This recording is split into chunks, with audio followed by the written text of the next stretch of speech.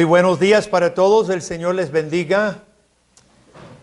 Les saludamos de parte de la Iglesia Presbiteriana Reformada Pacto de Gracia en San José, Costa Rica.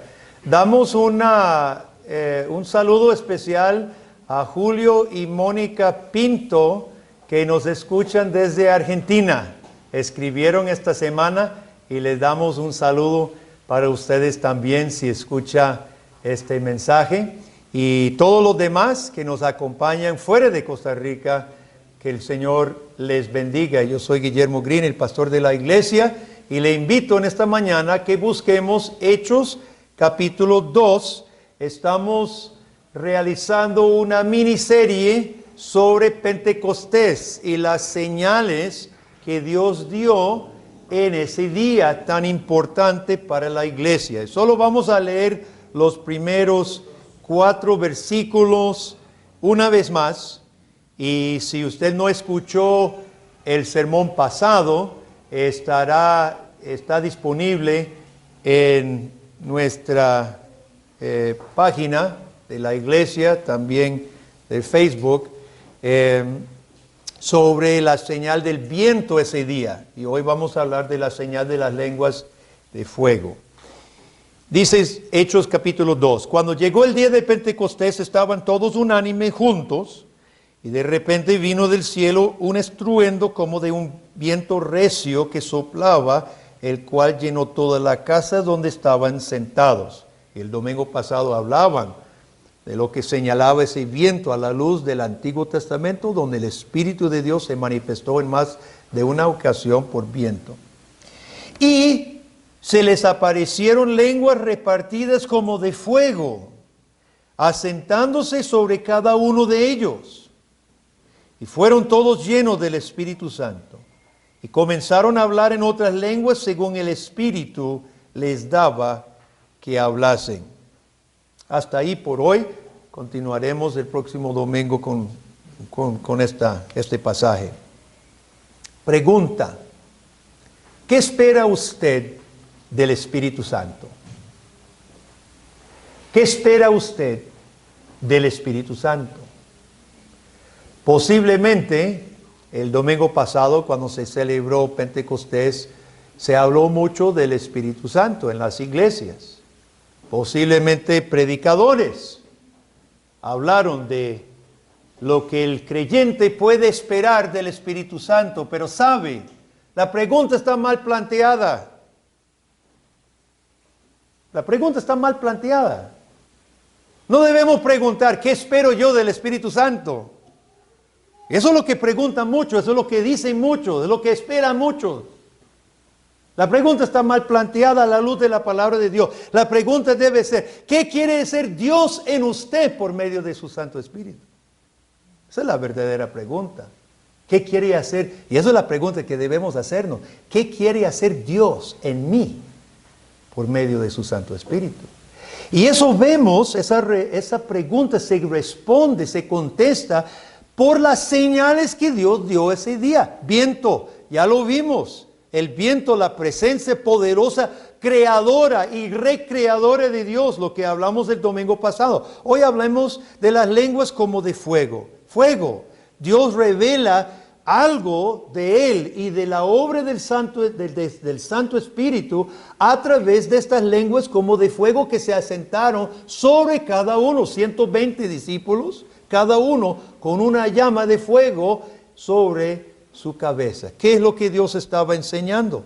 Vamos a ver 4 cosas, hermanos, a la luz del Antiguo Testamento, que Dios nos enseña con fuego. En primer lugar, fuego representaba en algunas ocasiones la presencia santa de Dios.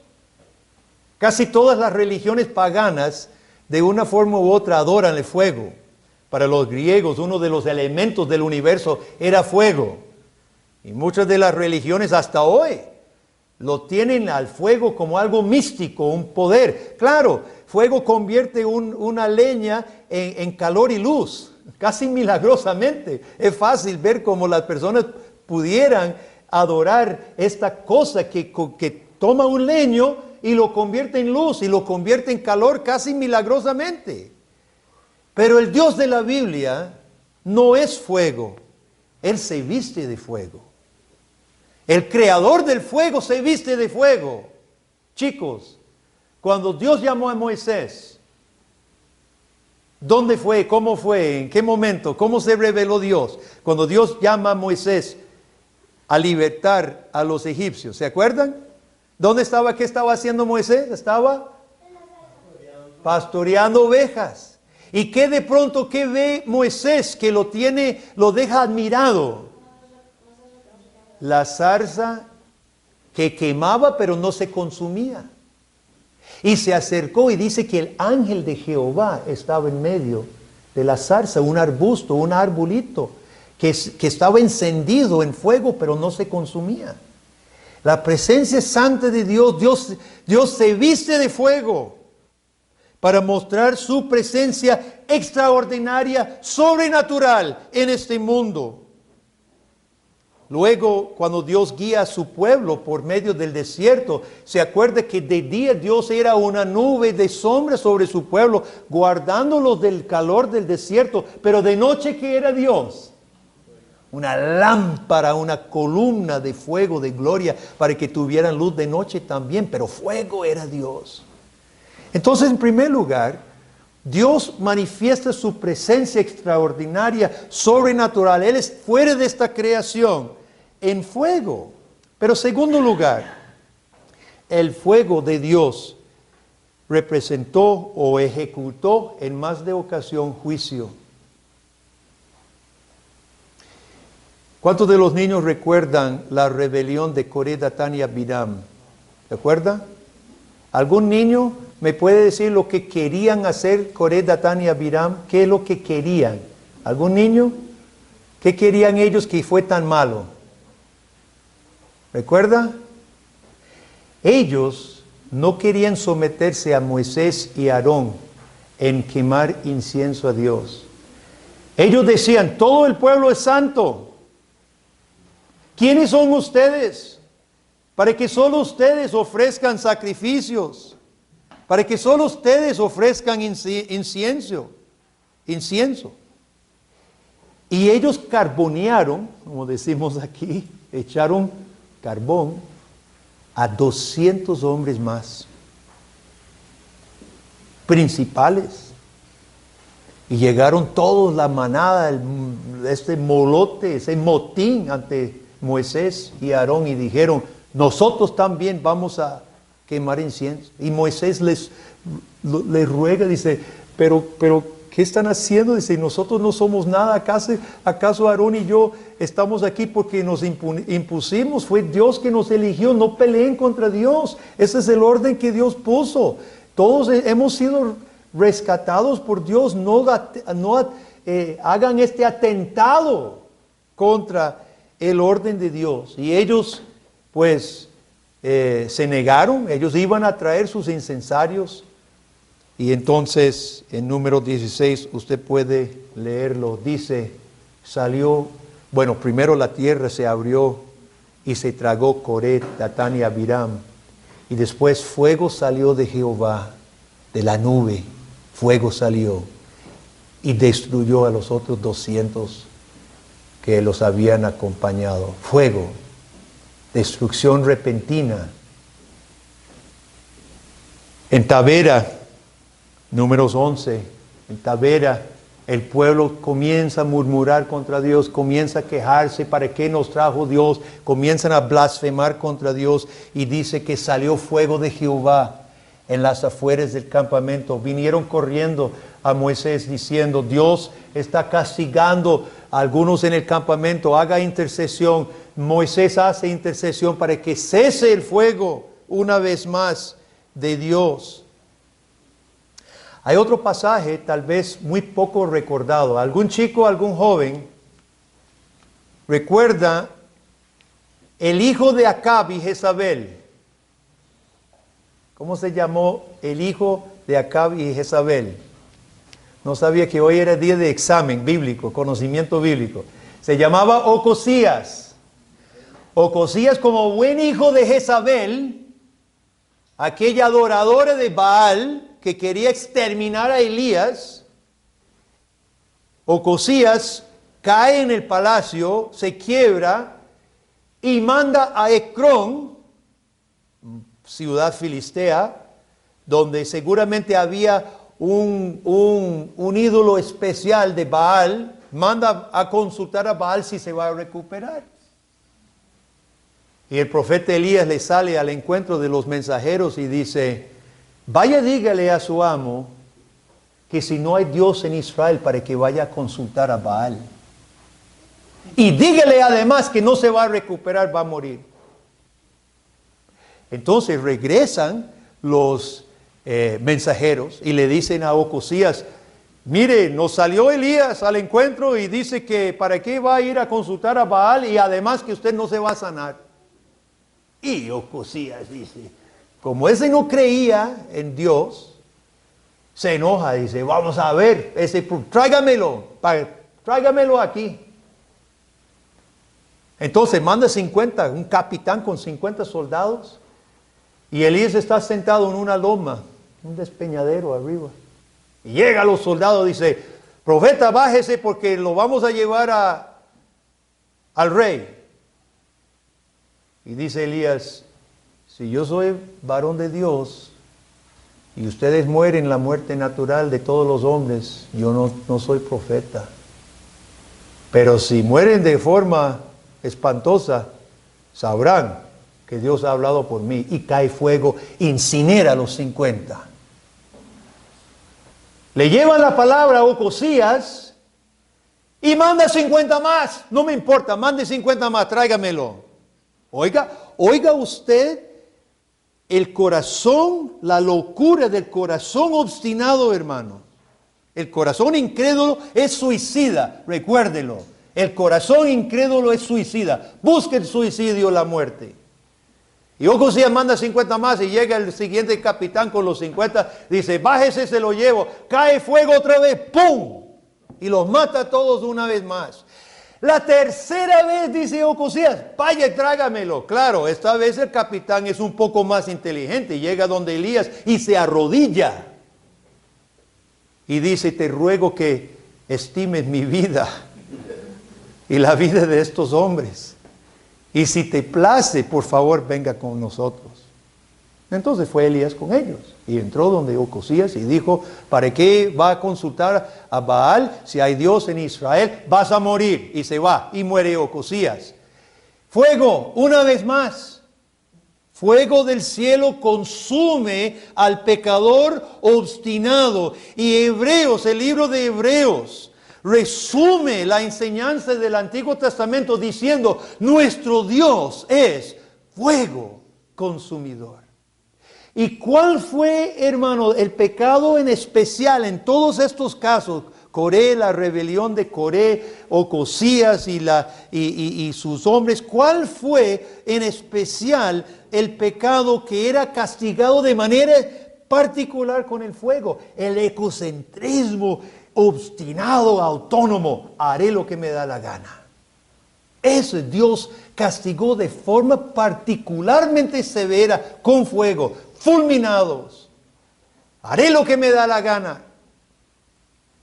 Eso es un mensaje, aunque Dios no siga mandando fuego. Bueno, muere un montón de gente por año por rayería. ¿Sabe que mueren más por rayería que por muchas otras formas en el mundo?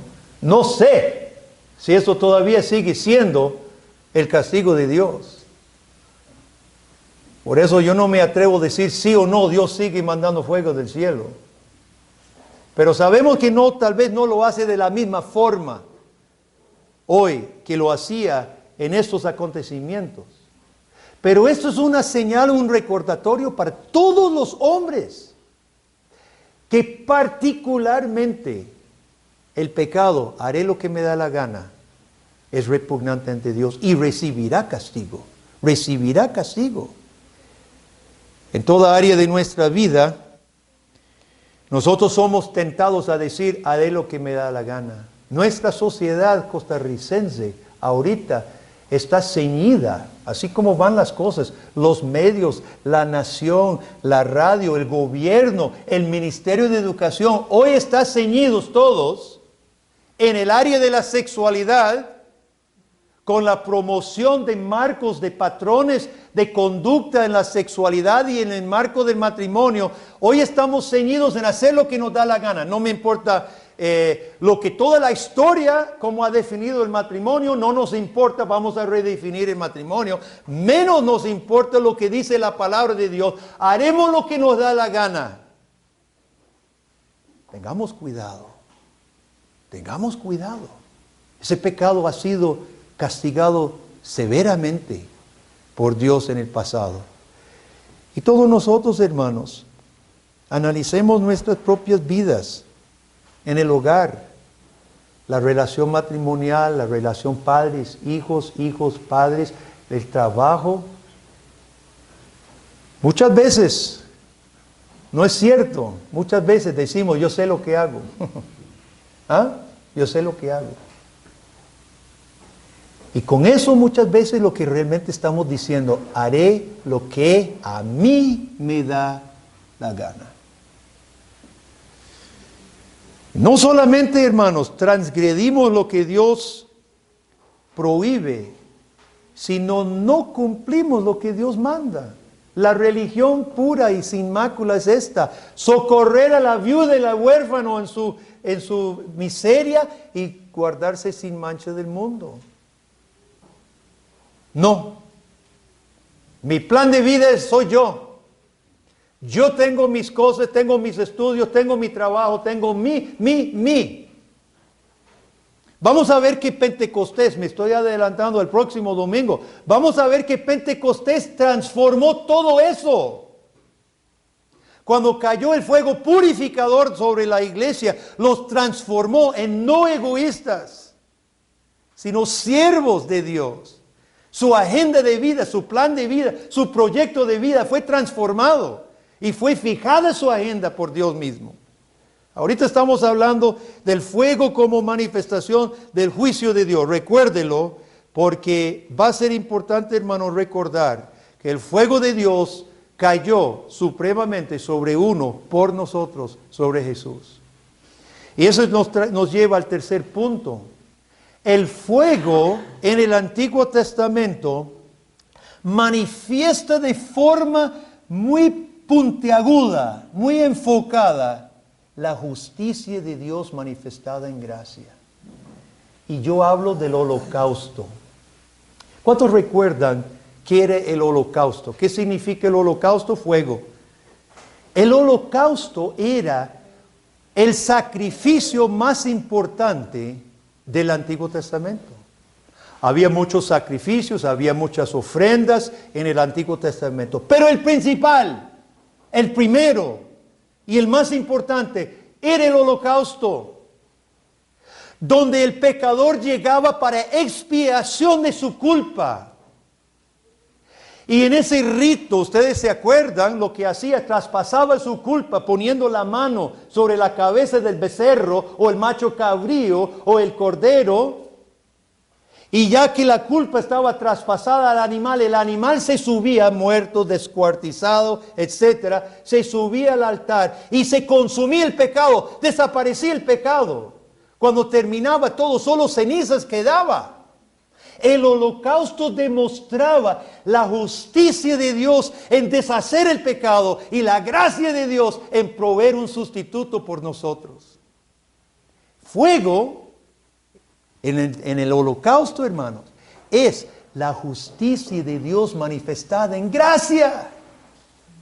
Las dos cosas. Dios se manifiesta justo. El pecado debe castigarse. Y Dios se manifiesta amoroso y misericordioso. Yo proveo un sustituto.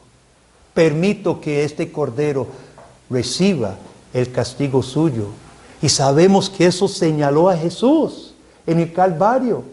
En el Calvario Dios se manifiesta terriblemente justo, hermano. Dios no es ese abuelito alcahuete en el cielo, de que se hace el ruso cuando sus hijos se portan malitos. No, mi hermano. Dios sigue siendo fuego consumidor, 3 veces santo. El pecado, todo pecado, el más mínimo pecado suyo debía ser pagado con el infierno.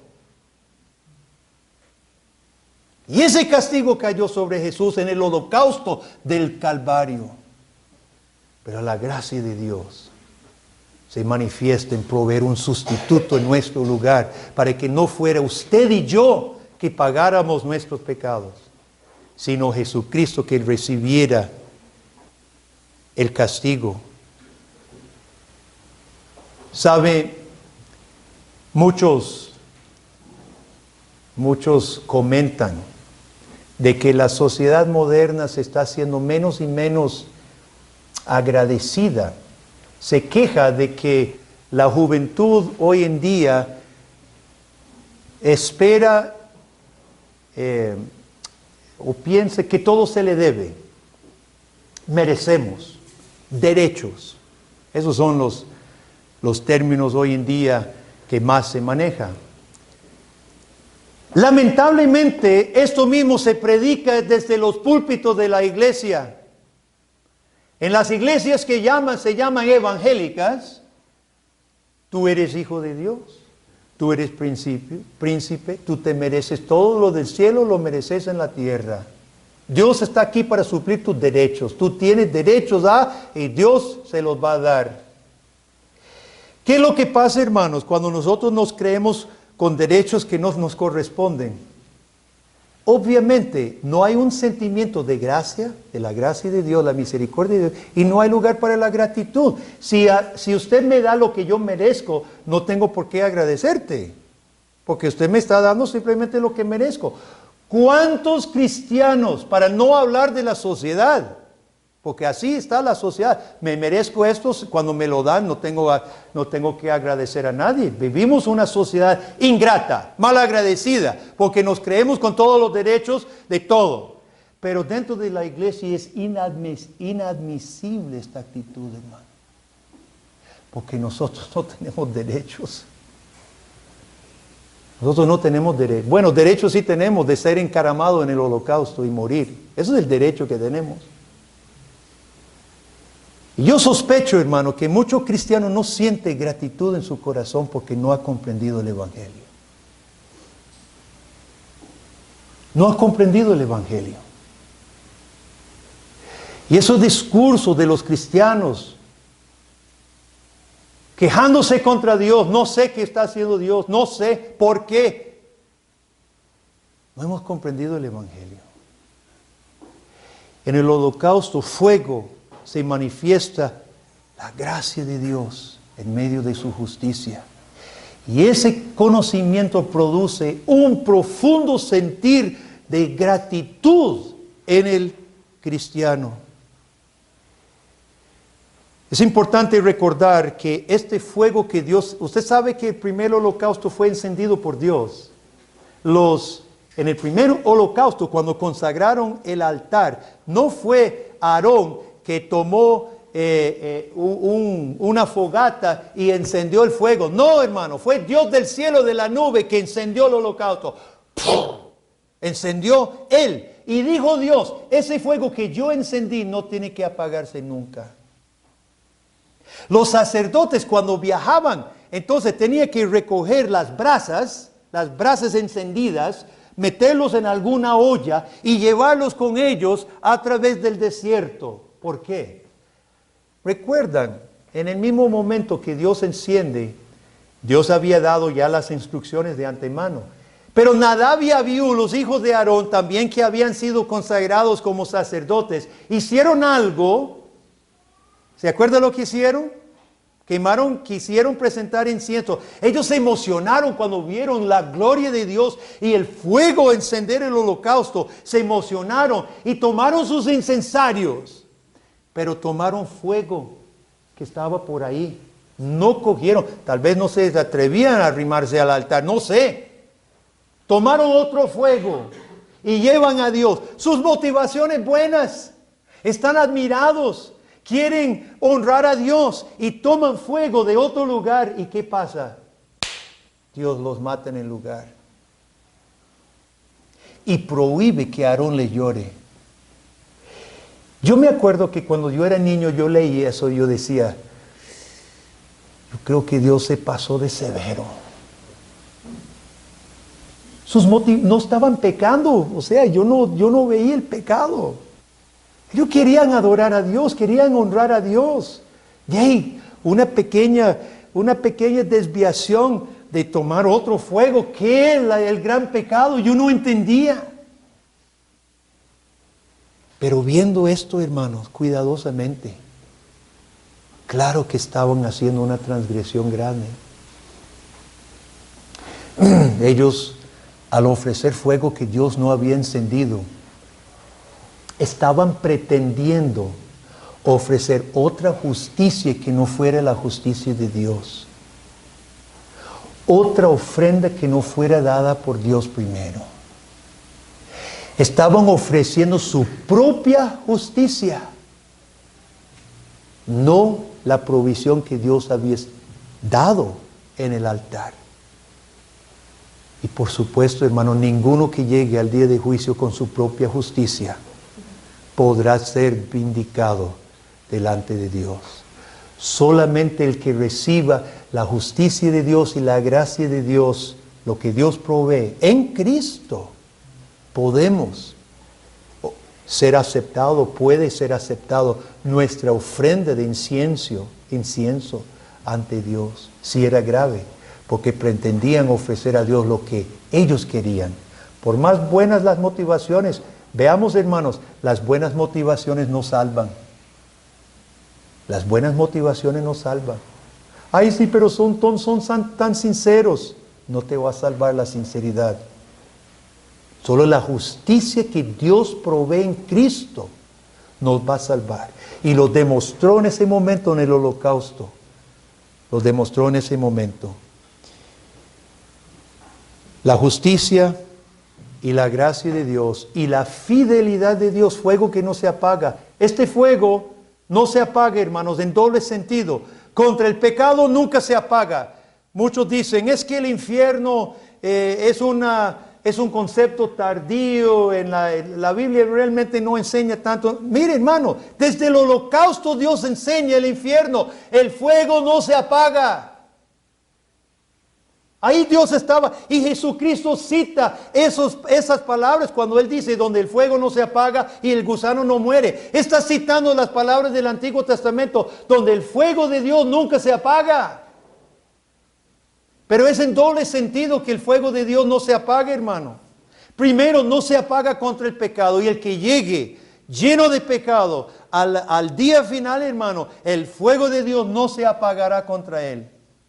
Pero recuerde que el holocausto fue el lugar de la gracia de Dios. Y esa misma justicia no se apaga tampoco. Y Hebreos capítulo 9, 10, 11 nos enseña claramente de que la ofrenda que Jesús ofrece una vez por todas, no se apaga, no se desaparece, no pierde su validez. El fuego del Antiguo Testamento nos lleva, la justicia de Dios nos debe llevar a temor. Y la gracia de Dios lleva el corazón creyente a la fe. Y la fidelidad de Dios lleva al corazón creyente a la confianza. ¿Temor? Sí. ¿Fe en Cristo? Sí.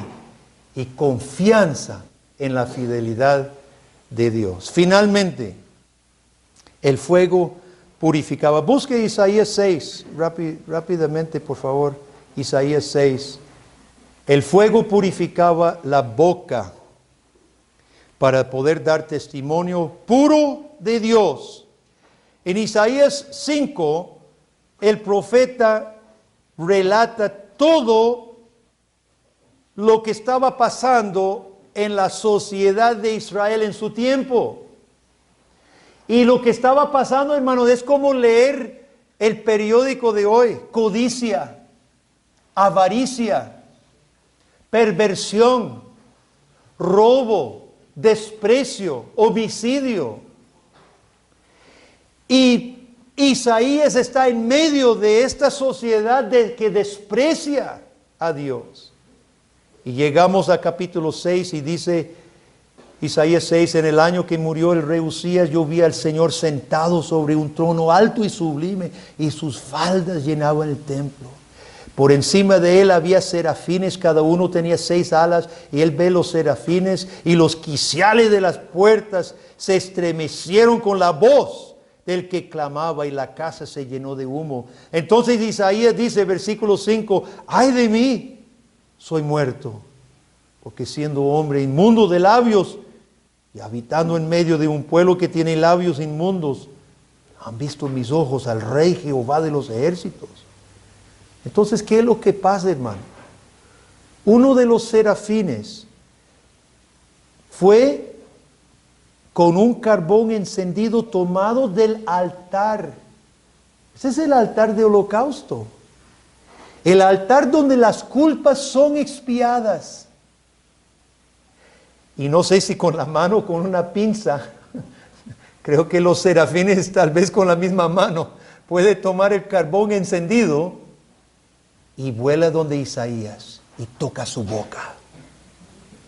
Y dice, tu culpa es quitada, tu boca purificada. Tienes razón, sus labios son inmundos. Y los labios de todo este pueblo también inmundos. Tienes razón. Pero yo voy a arreglar la situación, dice Dios. Voy a perdonar tu culpa y voy a purificar tu boca. Para que de ahora en adelante usted sepa hablar lo correcto de mí. De la relación del hombre con Dios. Y del mundo que Dios ha creado. Yo me quedo maravillado, hermanos, de cuántas veces he escuchado a cristianos y a algunos cristianos viejos hablar así. Es que para mí Dios haría esto, o Dios no puede hacer esto, para mí. No se están basando en la Biblia y muchas veces están contradiciendo la Biblia, pero elevan su propia opinión. Es que para mí, o dicen, para mí la Biblia es tal y tal cosa. Para mí no puede ser tal situación. No tengo que aceptar esto. Y elevamos nuestra propia opinión al lugar de Dios. Pero esta visión nos enseña, hermanos, que nuestros labios son inmundos. Y todo lo que nosotros hablemos, aparte de que Dios nos purifique la boca y que sea dirigido por su palabra, es inmundicia. Es inmundicia. Y Dios por su Santo Espíritu, eso es lo que vamos a ver el próximo domingo, Dios primero, por su Santo Espíritu, Dios permite y limpia nuestra boca para que hablemos lo correcto. En la vida personal ya hablamos de lo que derechos, mire hermanos, la iglesia debe no caer en la trampa de los autónomos, los que pretenden vivir su vida sin Dios. Hablemos mejor, en lugar de derechos, hablemos de privilegios que nos ha dado Dios y responsabilidades. Los derechos los tiene Dios el Creador, es el que tiene derechos. Si vamos a hablar de derechos, hay que hablar de los derechos de Dios. Lo que a nosotros nos ha dado son privilegios de vivir en su tierra, privilegios de tener familia, privilegios de conocer el Evangelio y su palabra. Esos son los privilegios que tenemos. Y responsabilidades ante Él como nuestro Creador. Nuestras bocas limpiadas por el fuego de Dios para hablar lo correcto acerca de las cosas de esta vida. Todo el mundo habla de la educación. La educación de los hijos. ¿Qué es la educación?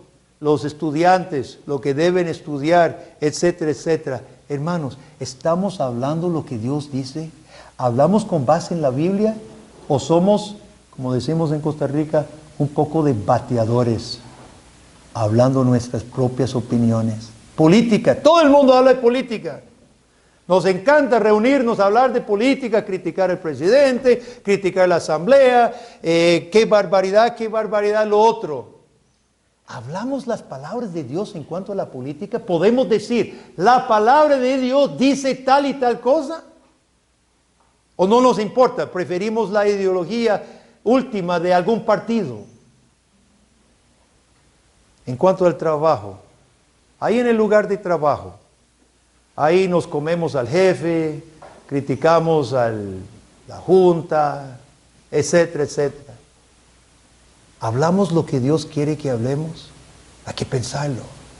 Si nuestros labios han sido purificados por el fuego de Dios, hermano, es para que hablemos lo correcto sobre Dios y sobre nosotros. En el hogar. Esto lo tocamos mucho en la iglesia, hermano. Y todos estamos muy claros en cuanto a la palabra de Dios para el hogar. Matrimonios, padre, hijos, esposos, esposas. Pero sabiéndolo, hermanos, Israel sabía. Y Isaías confiesa, sabiendo somos de labios inmundos. Muchos cristianos saben lo que Dios quiere, pero no hablamos lo que Dios quiere. Nuestra boca nos sirve para hablar, como dice Pablo en Efesios capítulo 4, lo que edifica y santifica. Nuestros labios purificados. En esta iglesia luchamos por proveer educación bíblica en la escuela dominical. Y ustedes saben que sus maestros de escuela dominical algunas veces se quejan levemente de que los chicos están viniendo sin tener bien memorizado su versículo. Yo quiero hacer una pregunta. Si usted es padre de familia y usted no está enseñando la palabra de Dios, ¿qué es lo que usted está hablando con sus hijos? Si no es la palabra de Dios que llena su boca, que inspira, que apasiona, que alegra, ¿qué es lo que usted está hablando? ¿Han sido purificados tus labios o no?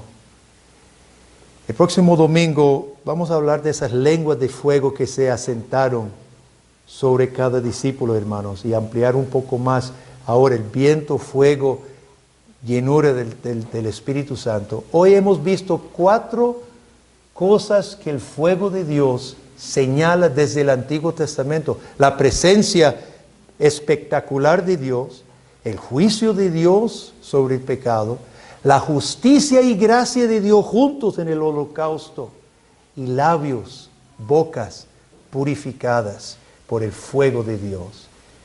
Que Dios nos ayude, hermanos. Meditemos estas cosas esta semana. Meditemos la obra de Dios poderosa, fiel, real, tremenda, profunda de Dios en nosotros. Y que Dios nos ayude especialmente con este punto último. Que nuestras bocas purificadas por Dios mismo sepan hablar lo correcto de Él, de su Hijo Jesús, único Salvador, de nosotros, sus criaturas, y de nuestras vidas, nuestras familias, nuestro trabajo, etc. Vamos a orar, oremos.